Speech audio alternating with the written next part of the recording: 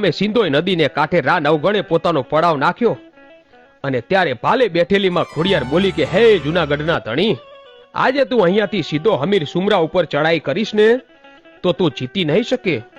તો કેમ માડી, એનું કારણ શું છે? તો હે નવગઢ સાંભળ, આજે હમીર સુમરાની પાસે બે દેવ છે, એક માતા સિકોતર અને પઠોપીર, અને આ બંને દેવ હમીર સુમરાના રજવાડાની ચોકી કરે છે અને તારાથી એના ગઢની એક કાંગરી પર નહીં હલે. માટે તું અહીંયા ઊભો રહે, પહેલા હું સિકોતરને મળીને આવું છું.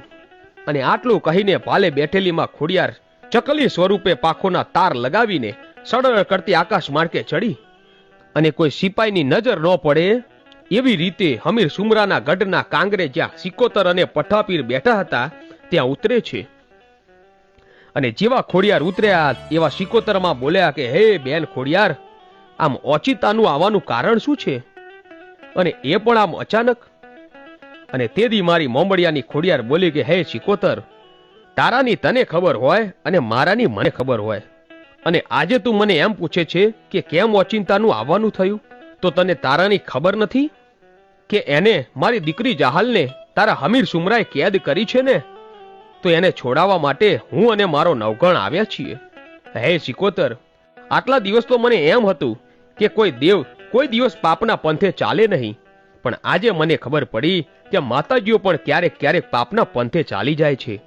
અને ખોડિયારનું આટલું કહેતા માતા સિકોતર કાંગરાની માથે બેઠા હતા એવા ઊભા થઈ ગયા અને કહે છે કે બેન ખોડલ, આવું કેમ બોલે છે?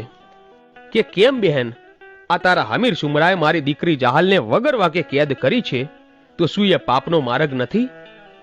અને આજે મારી દીકરી ચોધાર આંસુડે રડી રહી છે, અને તું સિકોતર જો આવા પાપીઓને સહારો આપીશ ને તો હે સિકોતર, આ દુનિયામાં તને કોઈ માનશે નહીં હો. માટે કહું છું કે સિકોતર રહેવા દે બહેન. અરે આવા પાપીઓના બાવડા ન